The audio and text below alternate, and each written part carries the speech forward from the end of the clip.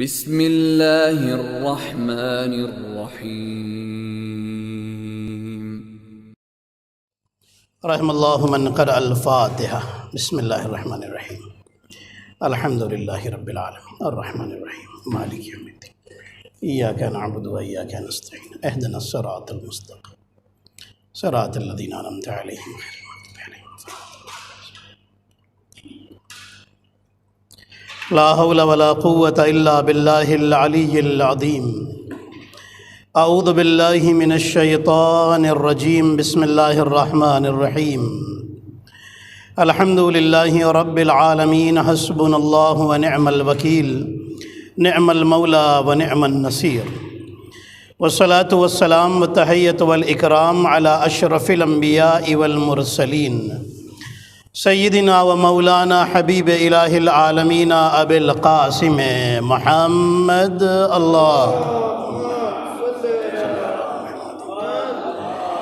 والصلاة والسلام والتحیۃ والاکرام علی اہل بیتہ الطیبین الطاہرین المعصومین المظلومین سیما بقیت اللہ فی الارضین روحی و ارواح العالمین لتراب مقدمہ الفدا اللہم عجل ولیک الفرج ولعنۃ اللہ علی اعدائہم اجمعین۔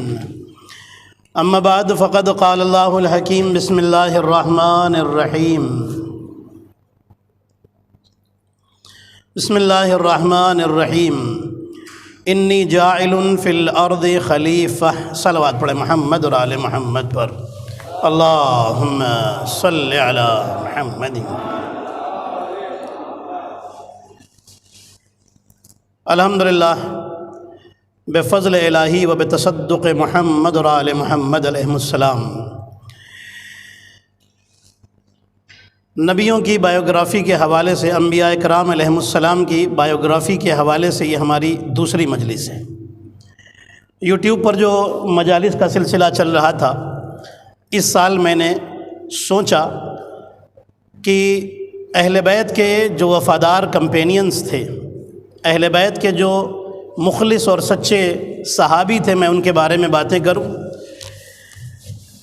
اور میں نے الحمدللہ حضرت ابو ذر غفاری، حضرت عمار یاسر، حضرت سلمان محمدی، حضرت بلال حبشی، حضرت مقداد، حضرت جابر بن عبداللہ انصاری کی بائیوگرافی مختصر طور پر آپ کی خدمت میں ان مجلسوں میں پیش کی۔ یہ میں نے اس لیے پیش کی تاکہ پتہ چلے کہ انہوں نے کن مصیبتوں سے اسلام قبول کیا، کن مصیبتوں سے یہ اسلام تک پہنچے، کن پریشانیوں سے گزر کے یہ پہنچے اسلام تک، رسول اللہ تک، قرآن تک، اللہ تک۔ کیونکہ بندے کے پیدا ہونے کا مقصد ہے کہ خدا کو تلاش کرے اور خدا کی عبادت کرے، اور یہ کیسے مصیبتیں اٹھا کر کے پہنچے، کیسے کیسے مشکل حالات آئے، لیکن انہوں نے نہ اسلام چھوڑا، توجہ رکھیے گا، نہ ایمان چھوڑا، نہ اللہ کو چھوڑا، اور یہ صراط مستقیم پر باقی رہے۔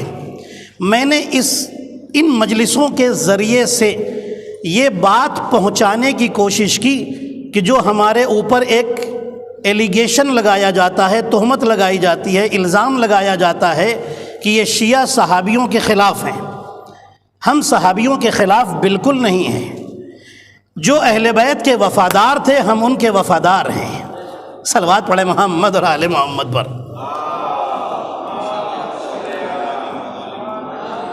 ہمارے ہاں محبت یا نفرت دونوں کا معیار اہل بیت ہیں۔ دونوں ہم اہل بیت سے ہی شروع کرتے ہیں۔ جو ان سے محبت کرے ہم اس سے پیار کرتے ہیں، جو ان سے دشمنی کرے ہم اس کے دشمن بن کے رہتے ہیں۔ اس میں کوئی کمپرومائز نہیں، کیونکہ رسول اللہ نے یہی کہا ہے اور پورے کے پورے 14 معصومین نے یہی کہا ہے۔ اور جب آپ فروع دین میں آئیں گے، ہمارا مذہب 2 چیزوں پر ڈیپینڈ ہے، اصول دین اور فروع دین۔ فروع دین میں آئیں گے تو آخر میں ایک چیز ہے تولا، اور دوسری کا نام ہے تبرہ۔ میں نے بات صاف کر دی نا؟ بالکل صاف کر دی بات۔ اب سنیے، اللہ بندوں سے کہتا ہے کہ میرے بندوں، دیکھیے آج میں نبی ادریس علیہ السلام کے حوالے سے اور تھوڑا سا نبی نوح کے حوالے سے بات کروں گا انشاءاللہ۔ اس سے پہلے میں آپ کو اپنی بات تک لے جاؤں۔ اللہ نے اپنے بندوں سے کہا میرے بندے تو میرا ہو جا، میں تمہارا ہو جاؤں گا۔ تو میرے سامنے جھک جا، کائنات کو تیرے سامنے جھکا دوں گا۔ توجہ رکھیے گا، تو آج کوشش کر رہا ہے کہ ہم چاند تک پہنچ جائیں اور دیکھیں کہ ادھر کیا ہے۔ اللہ نے کہا تو گھبراتا کیوں ہے؟ تو میرا ہو کے تو دیکھ، زمین پر رہے گا، انگلی اٹھائے گا، چاند کے 2 ٹکڑے کروا دوں گا۔ تو میرا ہو کر تو دیکھ، تجھے ضرورت نہیں پڑے گی کہ تو جائے اور جا کر کے معلوم کرے یہ چاند ہے کون۔ تو میرا ہو کر کے دیکھ، نماز کا وقت ہوگا، تو بس انگلی کا اشارہ کرے گا، ڈوبا ہوا سورج خود پلٹ آئے گا۔ آج انسان بڑا فخر کر رہا ہے، فلاں ستارے پر پہنچ گیا، ہم ستارے پر پہنچ گئے، سائنس نے ترقی کر لی اور ہم وہاں تک پہنچ گئے۔ اللہ کہتا ہے میرے بندے تو پریشان کیوں ہوتا ہے؟ تو میرا ہو کے تو دیکھ، تو مصلی پر بیٹھے گا، دروازے پر ستارہ اتار دوں گا۔ صلوات پڑھے محمد اور آل محمد پر۔ تو میرا ہو تو جا۔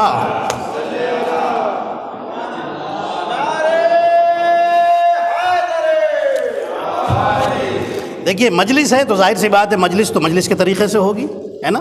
اب سنیے، حضرت آدم علیہ السلام، میں نے بات ختم کی تھی حضرت آدم علیہ السلام کے اوپر کل کی مجلس میں جو یوٹیوب پر چلی ہے۔ آپ جنہوں نے نہیں سنا وہ ضرور سنیں گے انشاءاللہ، آپ کو کچھ نالج ملے گی اور نئی نئی باتیں ملیں گی۔ حضرت آدم جنت سے کیسے باہر گئے، ہمارے ہاں یہ لفظ ہم استعمال نہیں کرتے، کیسے استغفر اللہ نکالے، نبی نکالا نہیں جاتا، نہیں۔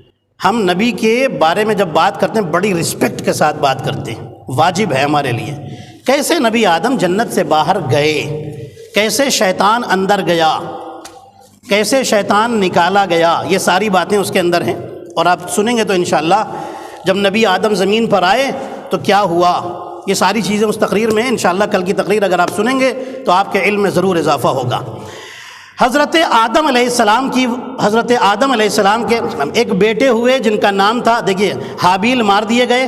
قابیل کی شادی میں نے کل کی مجلس میں پڑھا تھا، قابیل کی شادی ایک جنات سے ہوئی، جنات عورت سے ہوئی قابیل کی شادی۔ قابیل کی بھی جنریشن آگے بڑھی، حابیل دنیا سے جا چکے ہیں، ٹھیک ہے۔ اب اللہ نے حضرت آدم علیہ السلام کو ایک بیٹا دیا جن کا نام ہے حضرت شیس۔ سنیے گا، حضرت شیس دوسرے نبی ہیں اس زمین کے اوپر۔ حضرت شیس کے بیٹے ہوئے جن کا نام ہے انوش، انوش کے بیٹے ہوئے جن کا نام ہے قینان، قینان کے بیٹے ہوئے جن کا نام ہے مہلائیل، مہلائیل کے بیٹے ہوئے جن کا نام ہے یرد۔ اب میں نے آپ کو اتنی جنریشن تو سنا دی، ٹھیک ہے۔ حضرت آدم علیہ السلام کے بیٹے حضرت شیس، یہ 2 نبی ہیں۔ اب ان کے بعد نبی نہیں ہیں، ہاں روایتوں میں یہی ہے، ان کے بعد یہ نبی نہیں ہے۔ حضرت آدم کے بعد کون ہوئے؟ حضرت شیس نبی، ٹھیک ہے۔ شیس کے بعد جتنے ہوئے ہیں یہ وصی ہوئے ہیں، نبی نہیں۔ جیسے آج ہمارے زمانے میں نبی زندہ نبی نہیں ہے نا، ظاہر سی بات ہے، وہ 4 نبی جو زندہ ہیں وہ ایک الگ میٹر ہے، وہ اس بحث میں مجھے نہیں جانا۔ اس وقت جو ہیں جن کے حکم پر عمل کرنا ضروری ہے وہ کون ہیں؟ امام زمانہ۔ امام زمانہ کیا ہیں؟ وصی ہیں رسول اللہ کے، ٹھیک ہے، وصی رسول ہیں۔ اسی طریقے سے نبی آدم کے بعد نبی شیس آئے، شیس کے بعد حضرت انوش آئے، انوش کے بعد قینان آئے، قینان کے بعد مہلائیل آئے، مہلائیل کے بعد یرد آئے۔ تو حضرت انوش سے لے کر کے یرد تک یہ وصی ہیں، یہ نبی نہیں ہیں۔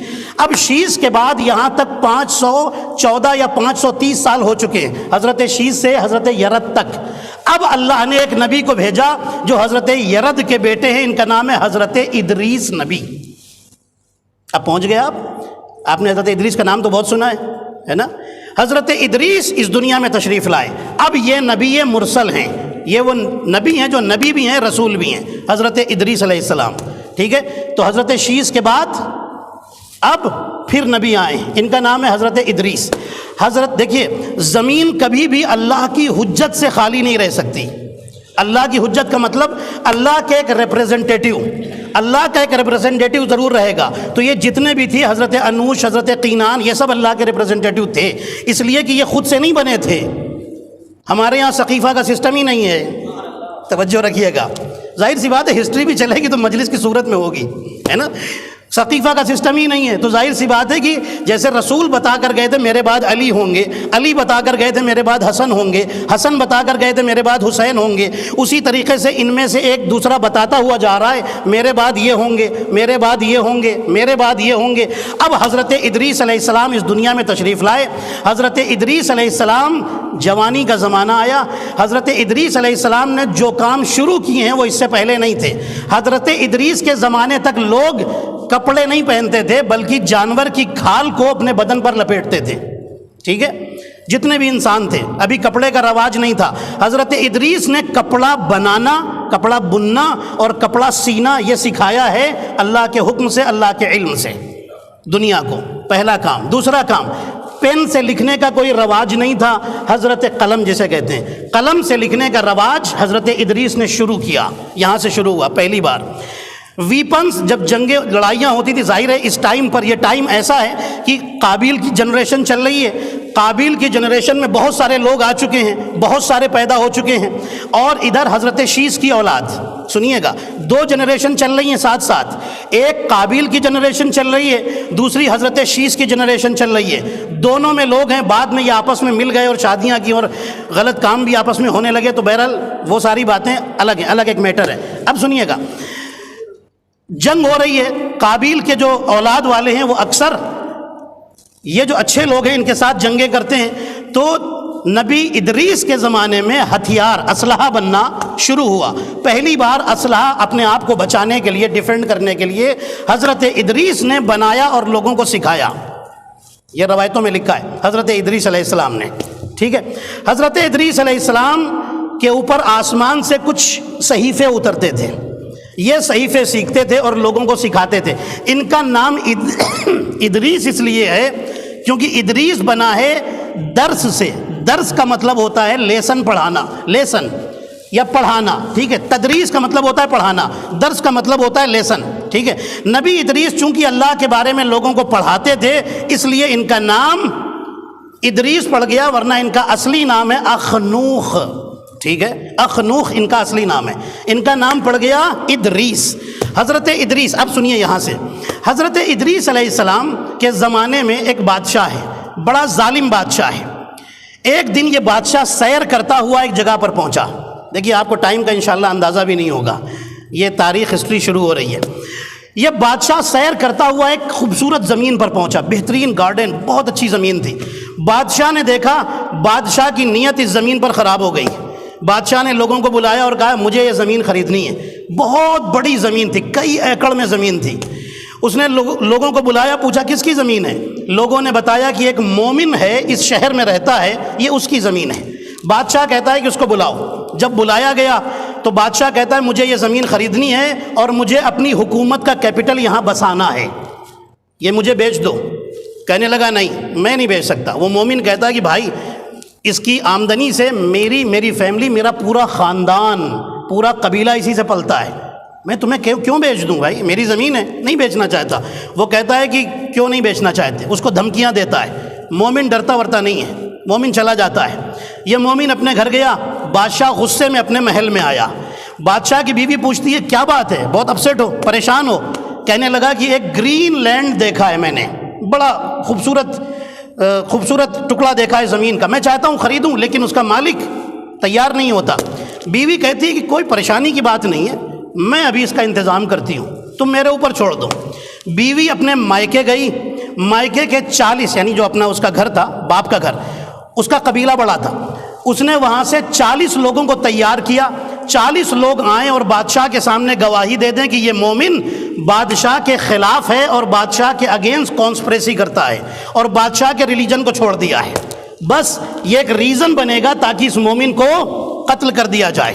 40 لوگ آئے، بادشاہ کے سامنے کھڑے ہوئے اور گواہی دی کہ وہ مومن، جسے لوگ مومن کہتے ہیں، وہ تمہارے خلاف ہے اور وہ اپنا نیا مذہب لوگوں کو سکھاتا ہے، مار دو ورنہ تمہارا تختہ پلٹ جائے گا۔ بادشاہ نے کوئی تحقیق نہیں کی، کچھ نہیں کی، بادشاہ نے سوچا میرا مقصد تو پورا ہو گیا، اس نے مومن کو بلا کر قتل کرا دیا۔ جیسے ہی قتل کرایا مومن کو، اس کی زمین پر قبضہ کیا، اللہ کا حکم آیا نبی ادریس کے اوپر، اے ادریس اس نے ایک مومن کا حق چھینا ہے، اللہ اکبر، ایک چھوٹا سا بھی حق اگر کسی کی گردن پر رہ جائے، اللہ اکبر، اللہ ہرگز اسے معاف نہیں کرتا۔ میرے عزیزو، کسی کا بھی حق چھوٹا سا بھی گردن پر ہو، اس کا حق فوراً ادا کر دیجئے۔ اس لیکچر کا لیسن یہی ہے کہ اگر چھوٹا سا بھی حق ہو، یہ حق والا قیامت میں کھڑے ہو کر کہیں ہماری عبادتیں نہ مانگ لے، کہیں ہماری اچھائیاں نہ مانگ لے، تو وہاں تو اور پیسے تو ہوں گے نہیں، قیامت میں کچھ تو ہے نہیں، تو اپنی عبادتیں دینی پڑیں گی۔ اور قیامت کا دن تو وہ ہے جہاں بڑے بڑے عبادت کرنے والے اپنے باپ اپنے بیٹے سے بھاگ رہے ہوں گے منہ چھپا کر کہ کہیں یہ مجھ سے عبادتیں نہ مانگ لے۔ وہاں تو سب کو اتنی ضرورت ہوگی، اتنی ضرورت ہوگی، اور وہاں اگر کسی نے اپنا ایک میٹیکاش کے بدلے میں، 1 روپے کے بدلے میں اگر کسی نے مانگ لیا، اللہ اکبر، 10 سال کی عبادت دے دو، آپ سوچئے 5 سال کی عبادت دے دو، اللہ اکبر، انسان پھر کیا اس کی ویلیو لگائے گا، کیا وہاں پر قیمت ادا کرے گا، کیسے قیمت چکائے گا؟ وہاں تو خود اسے ضرورت ہے۔ اس لیے دنیا ہی میں اگر کسی کا حق ہے فوراً ادا کر دے، دنیا سے کسی کا حق لے کر نہ جائے۔ اللہ کو جلال آیا، اللہ نے نبی ادریس کو بھیجا، جاؤ جا کر اس بادشاہ کو ڈانٹو، اسے سمجھاؤ اس نے غلط کیا ہے اور اب میرے عذاب کے لیے تیار ہو جائے، میں اس کی بیوی پر اور اس پر ایسا عذاب اتاروں گا کہ جانور ان کا گوشت کھائیں گے۔ اللہ اکبر، سوچئے کتنا اللہ ناراض ہوا ہے، کتنا اپسٹ ہوا ہے اتنی سی بات پر۔ اللہ نے حضرت ادریس کو بھیجا، حضرت ادریس سمجھانے کے لیے آئے اور کہا دیکھو اللہ کا پیغام یہ ہے۔ وہ کہتا ہے کون اللہ، کس اللہ کی باتیں کر رہے ہو؟ ادریس چلے جاؤ یہاں سے ورنہ تمہیں بھی مار دیں گے۔ حضرت ادریس فرماتے ہیں کہ مان لے میری بات، میں تو تیری بھلائی چاہتا ہوں۔ وہ کہتا ہے مجھے کچھ نہیں چاہیے، جاؤ چلو یہاں سے۔ نبی ادریس کو اپنے دربار سے واپس بھیج دیا۔ نبی ادریس دربار سے نکلے اور بڑے ناراض ہوئے، کہنے لگے میرے اللہ 40 آدمیوں نے جھوٹی گواہی دی، وہ مومن مارا گیا، میں سمجھانے گیا، یہ سمجھنے کو تیار نہیں، اب ان کے اندر گناہ کی ہمت اور بڑھے گی، میرے اللہ ان پر عذاب اتار دے، اور میرے اللہ 20 سال تک آسمان سے بارش نہ اتارنا۔ کیسے کیسے عذاب آئے ہیں، 20 سال تک آسمان سے بارش نازل نہ کرنا، یہاں سوکھا پڑ جائے، لوگ کھانے کے لیے محتاج بن جائیں۔ نبی ادریس کی بد دعا تھی۔ اللہ نے کہا اے ادریس یہ انسان ہے۔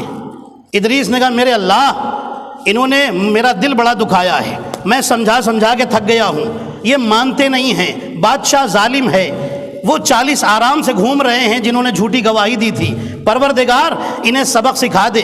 نبی ادریس سے اللہ نے وعدہ کیا ٹھیک ہے جاؤ میں انہیں سبق سکھاؤں گا، تم سے وعدہ کرتا ہوں عذاب اترے گا۔ 20 سال کے لیے انہوں نے دعا کی تھی۔ نبی ادریس اپنے 20 آدمیوں کو، ان کے 20 آدمی جو بڑے خاص تھے نبی ادریس کے، جو صحابی تھے، انہیں لے کر کے شہر سے باہر چلے گئے۔ روایتوں میں لکھا ہے کہ پھر ان آدمیوں کو الگ الگ شہروں میں بھیجا کہ جاؤ جا کے تبلیغ کرو، میں پہاڑ کے غار میں جا کر کے خدا کی عبادت کروں گا۔ پہاڑ کے غار میں آئے، عبادت شروع کر دی، دن بھر روزہ رکھتے تھے۔ ایک فرشتہ رات میں آتا تھا جو افطار کا سامان لاتا تھا، ان کے لیے کھانے کا انتظام تھا۔ جب 20 سال پورے ہو گئے، اللہ نے یاد دلایا ادریس 20 سال ہو گئے، کہنے لگے میرے اللہ میں نے سنا ہے کہ یہ سدھرے نہیں ہیں، ابھی اس عذاب کو اور بڑھا دے۔ اللہ نے کہا ادریس تم سے میں نے وعدہ کیا تھا جب تم دعا کرو گے تب عذاب رکے گا، عذاب ہٹے گا، دعا کرو۔ کہنے لگے نہیں میرے اللہ میں چاہتا ہوں ابھی عذاب اور چلے۔ اللہ نے کہا ٹھیک ہے۔ ادریس پہاڑ کے غار میں، پہاڑ کے کیو میں عبادت کر رہے ہیں۔ جو فرشتہ رات میں افطار لے کے آتا تھا اللہ نے اسے روک دیا، کھانا لے کے آتا تھا نا اسی کو روک دیا۔ ایک دن گزرا، 2 دن، تیسرے دن نبی ادریس پریشان، میرے اللہ 3 دن ہو گئے میرا کھانا کیوں بند ہو گیا؟ جانتے ہیں شہر کی حالت کیا ہو گئی تھی؟ شہر والوں کی حالت ایسی تھی کہ ایک دوسرے کو کھانے کے بارے میں سوچنے لگے تھے کہ ایک دوسرے کو مار کے اب کھا جائیں، یہ حالت پہنچ گئی تھی۔ اللہ نے کہا ادریس 3 دن تک کھانا بند ہوا تو اتنے پریشان؟ میری مخلوق 20 سال سے پریشان ہو رہی ہے۔ کتنا کریم ہے اللہ، انسان سوچے تو خدا کتنا کریم ہے۔ اے ادریس ان کے لیے دعا مانگو میں عذاب ہٹاؤں۔ انہوں نے توبہ کر لی ہے۔ روایتوں میں لکھا ہے کہ لوگوں نے گھروں سے باہر نکل کر جنگلوں میں جا کر رو رو کر دعا مانگی تھی، میرے اللہ عذاب ہٹا لے، میرے اللہ ہماری گناہوں کو معاف کر دے، میرے اللہ ہم صراط مستقیم پر آنے کو تیار ہیں۔ وہ ادھر دعائیں مانگ رہے ہیں، ادھر ادریس کا غیظ اور غضب کم ہونے کا نام ہی نہیں لیتا۔ اب 3 دن کے بعد بھوکے رہنے کے بعد نبی ادریس پہاڑ سے نیچے اترے، شہر میں پہنچے، دیکھا ایک گھر سے دھواں اٹھ رہا ہے۔ نبی ادریس اس گھر میں پہنچے تو دیکھا ایک عورت بیٹھی ہے، بوڑھی عورت ہے، سامنے اس کے ایک جوان بیمار بیٹا بیٹھا ہوا ہے، بیمار سا بیٹا ہے جو بیٹھا ہوا ہے، لگ رہا ہے کہ کئی دن سے ان کو بھی ٹھیک سے کھانا پانی نہیں ملا ہے۔ نبی ادریس پہنچے، دیکھا سامنے اس کے 2 روٹیاں رکھی ہیں۔ نبی ادریس فرماتے ہیں کہ 1 روٹی مجھے دے دے، میں بہت بھوکا ہوں، 1 روٹی تم اور تمہارا بیٹا کھا لیں۔ کہنے لگی بالکل نہیں، ایک نبی تھا ادریس، پہچان نہیں پائی ہے، ایک نبی تھے ادریس، ہم نے ان کی توہین کی، ہم نے ان کی انسلٹ کی، ہم نے ان کے ساتھ غلط کیا، ہم نے انہیں بری بری باتیں کہیں، اس لیے انہوں نے ہمارے لیے عذاب کی بد دعا کی تھی، ابھی وہ بد دعا چل رہی ہے، کھانے پینے کی بڑی پرابلم ہے، میں تمہیں کچھ نہیں دے سکتی۔ نبی ادریس بیٹھ گئے، بیٹھنے کے بعد کہتے ہیں دیکھو مجھ سے اٹھا نہیں جاتا، اور حقیقت یہی تھی کہ اتنے کمزور لگ رہے تھے نبی ادریس۔ آپ سوچئے نبی ادریس کی ہائٹ بہت اونچی تھی، نبی ادریس کہتے ہیں میں بہت کمزوری محسوس کر رہا ہوں۔ عورت کا دل پسیج گیا، کہنے لگی ٹھیک ہے 1 روٹی میرے لیے، 1 روٹی میں آدھی تم کھاؤ، آدھی میرا بیٹا کھا لے، ٹھیک ہے۔ جیسے ہی بیٹے نے سنا مجھے آدھی روٹی ملے گی، وہ تو ویسے ہی بیمار تھا، پریشانی میں بے چینی میں زمین پر گرا، سر ٹکرایا اور مر گیا۔ جیسے ہی بیٹا مرا، اب یہ عورت چلانے لگی، کہنے لگی تم کون ہو، تمہاری وجہ سے میرا بیٹا مر گیا، بیٹا مر گیا۔ نبی ادریس فرماتے ہیں گھبراؤ نہیں، ابھی بیٹا زندہ ہو جائے گا، رو نہیں، بند کرو رونا۔ نبی ادریس آگے بڑھے، اس کا کندھا پکڑ کر کے ہلایا اور دعا کی اللہ سے، اٹھ کر کے بیٹھ گیا، بیٹا زندہ ہو گیا۔ جیسے ہی بیٹا زندہ ہوا، وہ عورت چیخنے لگی، کہتی ہے کہ تم ہی ادریس، اشہد انک ادریس النبی اللہ، میں گواہی دیتی ہوں تم ہی ادریس نبی ہو۔ جیسے ہی نبی ادریس کے بارے میں اسے پتہ چلا، باہر آ کر اس نے شور مچایا، سارے لوگ اس کا گھر گھیر کر کے کھڑے ہو گئے کہ ادریس باہر آئیے، خدا کے لیے ہمارے لیے اللہ سے دعا کیجئے، رحم کیجئے، اللہ ہمارے اوپر رحمتیں نازل کرے، ہمارے شہر کے حالات بدلے۔ اب نبی ادریس گھر سے باہر آئے، آنے کے بعد ایک صلوات پڑھے محمد اور آل محمد پر، اللہم صلی علی محمد۔ اب ظاہر ہے ہسٹری ہے تو ہسٹری تو ظاہر سی بات ہے کہ بالکل سناٹے میں سنی جاتی ہے، تو لیکن میں چاہتا ہوں کچھ معلومات آپ تک انشاءاللہ نالج پہنچے آپ تک۔ حضرت ادریس کہتے ہیں کہ جاؤ اپنے بادشاہ کو بلا کے لاؤ۔ وہ بادشاہ تو مر گیا، اس کا گوشت جانور کھا گئے، یہاں بادشاہ اور اس کی بیوی دونوں بڑی بری موت مرے، جنہوں نے ایک مومن کے اوپر ظلم کیا تھا۔ اب نبی ادریس کہتے ہیں جاؤ اپنے بادشاہ کو بلا کے لاؤ، اس سے کہو آئے اور آ کر کے مجھ سے کہے تب میں خدا سے دعا کروں گا۔ نبی ادریس کے پاس بادشاہ بڑی مشکلوں سے آیا، لوگ تیار ویار کر کے لے کے آئے، سارے وزیر، سارے آرمی لشکر سب آئے، آ کر کے ریکویسٹ کی۔ نبی ادریس نے اللہ سے دعا کی، اللہ نے کہا ادریس ہم نے تمہاری دعا قبول کر لی۔ اب اللہ نے رحمتیں اتارنی شروع کی۔ اب سنیے گا، نبی ادریس جہاں دعا کر رہے ہیں اس کے قریب میں ایک فرشتہ پڑا ہوا ہے، توجہ رکھیے گا، میری طرف توجہ رکھیے گا، ایک فرشتہ پڑا ہوا ہے، وہ فرشتہ ایک ویلی میں، ایک گھاٹی میں، ایک وادی کے اندر پڑا ہوا ہے، اوپر چڑھائی کے اوپر، پہاڑی کے اوپر کھڑے دعا کر رہے ہیں نبی ادریس۔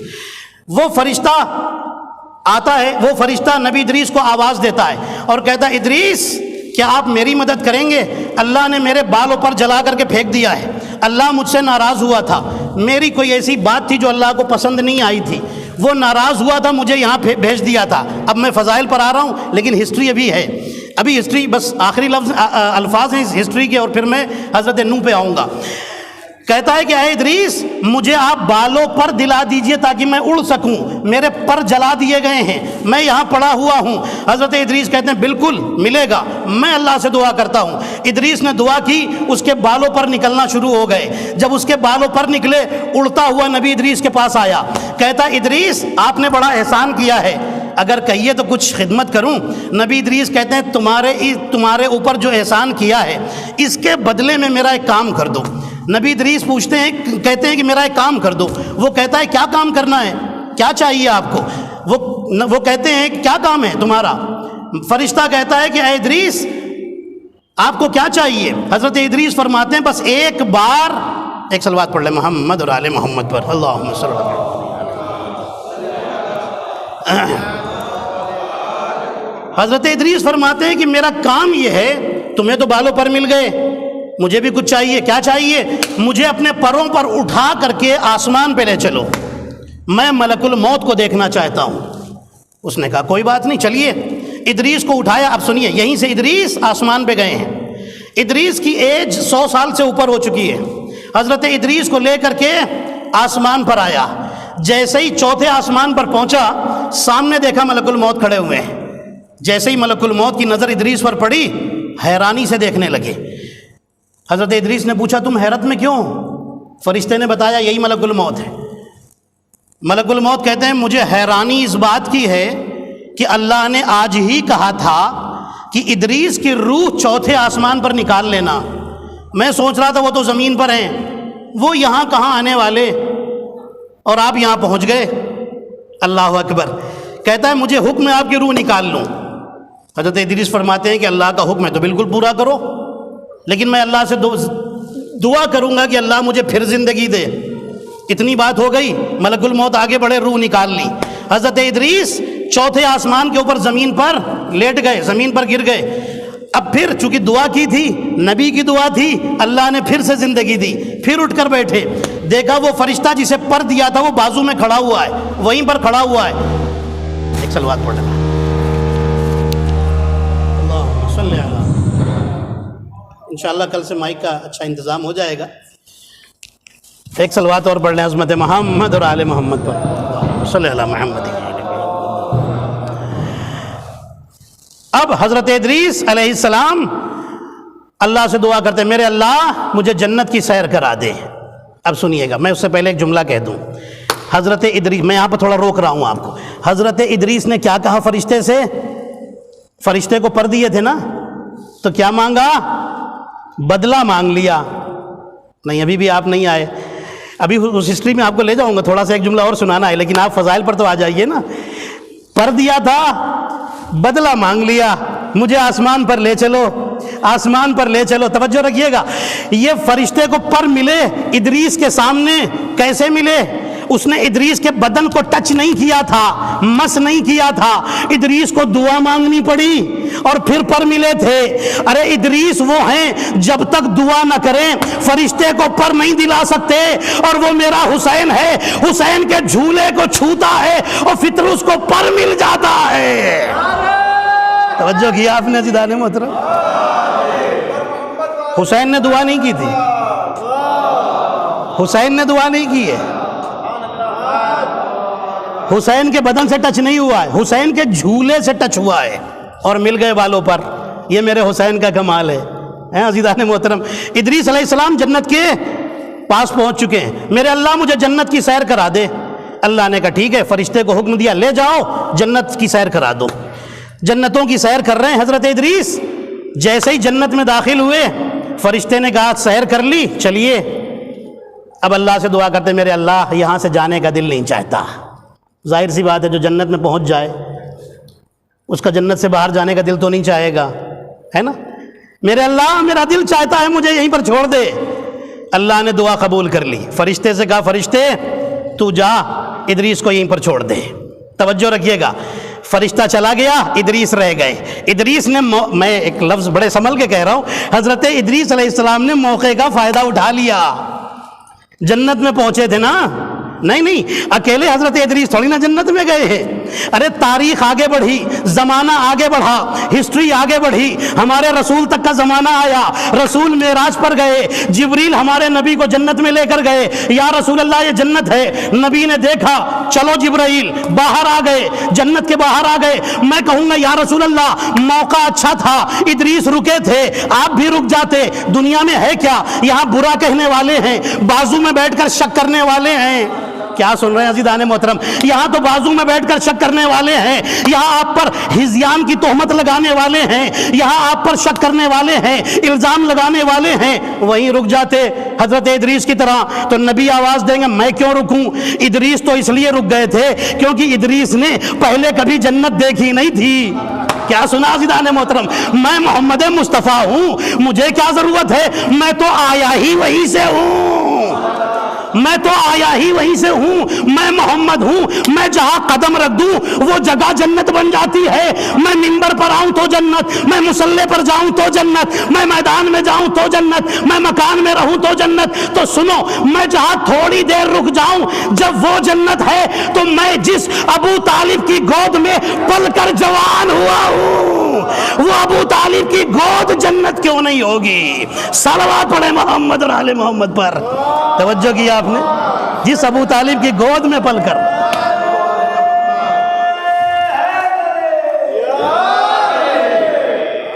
توجہ فرمائی آپ نے، حضرت ادریس اور ہیں، محمد اور آل محمد اور ہیں۔ عزیزان محترم، حضرت ادریس کی ہسٹری میں نے آپ کی خدمت میں عرض کی، اب میں غم کے بیان پر آتا ہوں، لیکن اس سے پہلے چلیے حضرت نوح کے بارے میں انشاءاللہ کل باتیں کر لیں گے۔ آج تقریر یہاں تک ہو گئی ہے، انشاءاللہ مجھے ایک جملہ کہنا تھا ان کی ہسٹری شروع کرتے ہوئے، لیکن انشاءاللہ کل حضرت نوح کے حوالے سے آپ کی خدمت میں کچھ باتیں کر لیں گے۔ حضرت نوح کی بایوگرافی انشاءاللہ آپ کی خدمت میں پیش کروں گا، اور اسی محبت کے ساتھ انشاءاللہ آپ تشریف لائیے۔ پورا ایام عزا گزر گیا، اور ہم ظاہر سی بات ہے اپنے گھروں میں بیٹھ کر کے جس نے جس طریقے سے بھی عزاداری کی، اللہ سے دعا ہے اللہ آپ سب کی عزاداری کو قبول فرمائے۔ کیا ماشاءاللہ آپ سب نے جس طریقے سے کوشش کی کہ اچھے سے اچھے طریقے سے کرے، اور آپ نے، مجھے یقین ہے کہ آپ نے کیا ہے۔ جس طرح مچھلی کو پانی سے باہر نکالو تو مر جاتی ہے، اسی طریقے سے ہم کو اگر عزاداری سے الگ کیا جائے تو ہم زندہ نہیں رہ سکتے۔ مچھلی پانی کے بغیر زندہ نہیں رہ سکتی، ہم عزائے حسین کے بغیر نہیں رہ سکتے، ہو ہی نہیں سکتا۔ عزیزان محترم، آپ غور فرمائیں، یہ اہل بیت ہیں، بڑے عظیم ہیں، اللہ نے ان کے درجے بھی عظیم رکھے کیونکہ ان کی مشکلیں بھی بڑی تھیں۔ کسی نے شعر کہا تھا، جن کے رتبے ہیں سوا ان کی سوا مشکل ہے، جن کے رتبے بڑے ہیں ان کی مشکلیں بھی بڑی ہیں۔ یہ شعر ہے کسی کا، اور بہت صحیح ہے۔ جتنی مشکلیں اہل بیت نے اٹھائیں اتنی کسی نے اٹھائی بھی نہیں ہیں، جو تکلیفیں اہل بیت نے اٹھائیں، ہے نا، دنیا اس بات کو مانتی ہے۔ عزیزان محترم، آپ دیکھیے یہ اہل بیت کہ جنہوں نے دین پھیلانے میں کوئی کسر نہیں چھوڑی۔ اللہ اکبر۔ دنیا وہ ہے کہ جس نے، اللہ اکبر، میں جملہ کہہ رہا ہوں، جتنے بھی نبی ہیں انہوں نے اپنی زندگی میں دین پھیلایا ہے۔ اہل بیت وہ ہیں جنہوں نے شہادت کے بعد بھی پھیلایا ہے۔ سر کٹ گیا، نیزے پر سر ہے، اور وہاں سے قرآن پڑھا جا رہا ہے، اور لوگوں کو بتایا جا رہا ہے کہ میرا اللہ بھی سچا ہے، ہم بھی سچے ہیں، ہمارا قرآن بھی سچا ہے، ہمارا اسلام بھی سچا ہے۔ یہی تو آپ دیکھیے، نیزے سے قرآن کی تلاوت ہو رہی ہے، یعنی یہ شہادت کے بعد بھی تبلیغ کر رہے ہیں۔ ان کی ہدایت کا کام رکا نہیں ہے، تبلیغ دین کا کام ان کا رکا نہیں ہے۔ عزیزان محترم، آپ روتے ہیں ان ایام عزا میں، آپ رونے کے لیے آتے ہیں۔ اللہ اکبر۔ امام کا ایک صحابی امام کے پاس بیٹھا ہوا ہے، گریہ کیجئے گا، اور یہ جو 3 دن بچے ہیں 40 سے پہلے، ہم کوشش کریں گے زیادہ سے زیادہ جناب سیدہ کی خدمت میں پرسہ پیش کر سکیں۔ کوشش کیجئے گا آپ اپنی آنکھوں سے آنسو نکال کر، میرا مطلب ہے اپنی آنکھوں سے آنسو نکال کر زیادہ کوشش کیجئے گا کہ ان کی خدمت میں پرسہ پیش کریں۔ روایتیں بتاتی ہیں، امام کی خدمت میں ایک صحابی بیٹھا ہے، امام فرماتے ہیں کہ اگر تمہیں رونا آئے، اگر تمہیں کسی بات پر رونا آئے تو میرے جد حسین پر رو لیا کرو، میرے دادا حسین پر رو لیا کرو۔ اس کے بعد امام فرماتے ہیں فَإِنَّهُ ذُبِحَ كَمَا يَذْبَحُ الْكَبْشُ، فرماتے ہیں کہ میرے دادا حسین کو اس طرح ذبح کیا گیا جیسے گوسفند کو ذبح کیا جاتا ہے۔ گوسفند سمجھتے ہیں نا، شیپ جسے آپ انگلش میں کہتے ہیں، دمبا، اسی کو گوسفند کہتے ہیں۔ جس طرح گوسفند کو، یہ حدیث کا جملہ ہے، میں اپنی طرف سے نہیں کہہ رہا ہوں، جس طرح گوسفند کو ذبح کیا جاتا ہے اس طرح حسین کو ذبح کر دیا گیا۔ اللہ اکبر۔ جس گلے کو رسول چومتے تھے، اللہ اکبر، جسے گود میں اٹھاتے تھے، جسے کاندھے پر بٹھاتے تھے، آج اتنا مظلوم ہو گیا کہ اسے گوسفند کی طرح ذبح کر دیا گیا۔ علامہ ذیشان حیدر جوادی صاحب مرحوم ایک جملہ کہتے تھے، جب اس حدیث کو بیان کرتے تھے نا تو ایک جملہ کہتے تھے میں مولا کی خدمت میں عرض کروں گا، اے میرے امام، آپ نے فرمایا کہ میرے دادا حسین کو اس طرح ذبح کیا گیا کہ جیسے گوسفند کو ذبح کیا گیا تھا، لیکن میرے مولا جب گوسفند کو ذبح کیا جاتا ہے تو پہلے پانی پلا دیا جاتا ہے، جب گوسفند کو ذبح کیا جاتا ہے تو گلے کے سامنے سے ذبح کیا جاتا ہے، جب گوسفند کو ذبح کیا جاتا ہے، گوسفند کو ذبح کیا جاتا ہے تو گوسفند کے بدن کے اوپر گھوڑے نہیں دوڑائے جاتے. ہائے میرا حسین 3 دن کا بھوکا پیاسا کربلا کی زمین پر ذبح ہو رہا ہے اور حسین کو پشت گردن سے ذبح کیا جا رہا ہے. اور جب ذبح کر دیا گیا دشمن کو ابھی بھی تسلی نہ ہوئی, گھوڑے دوڑا دیے گئے. ارے حسین کا جنازہ پامالے سمے اسپا ہو گیا. آزادار اجرکم عند الزہرا روایتیں بتاتی ہے کہ یہ لٹا ہوا قافلہ حسین کی شہادت کے بعد کربلا سے روانہ ہو گیا, کوفے میں داخل ہوا, کوفے سے پھر شام کی طرف روانہ ہوا. روایتیں بتاتی ہے کہ یہ لٹا ہوا قافلہ شام کی طرف جا رہا ہے. اب جملہ سنیے گا اور روئیے گا آزادارو, شام کی طرف جا رہا ہے. اب میں آپ کو روایت سناتا ہوں, کتاب کا نام میں آپ کو بتا دیتا ہوں. کتاب کا نام ہے مختار آل محمد, حضرت مختار کے بارے میں لکھی گئی ہے. اس میں لکھا ہے مختار نے ایک دن ایک ظالم کو قیدی بنا. ایک جملہ سنیے گا مصائب کا اور روئیے گا, روتے ہوئے اٹھیں گے انشاءاللہ.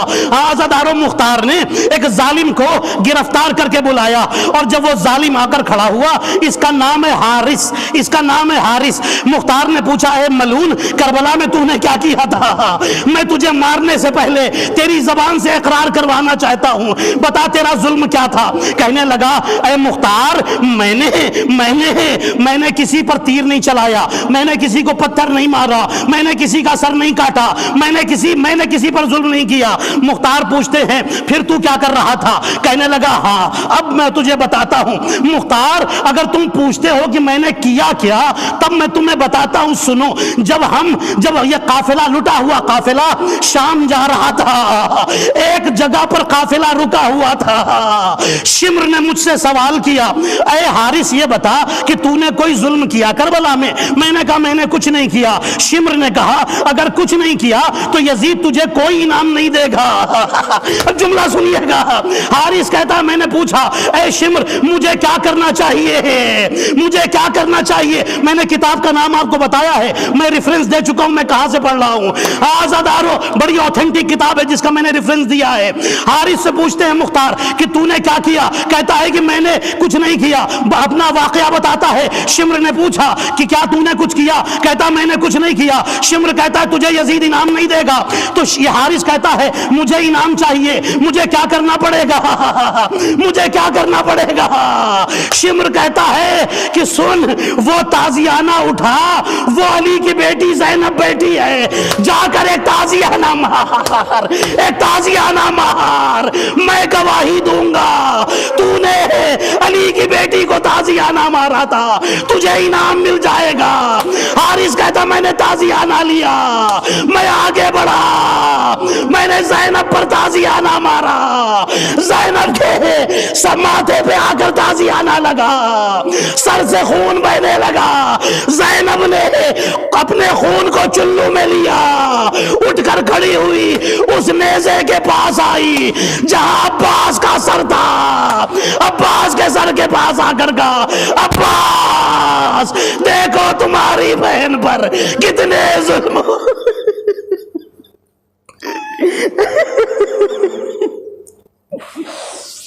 اللہ لعنت اللہ علی القوم الظالمین.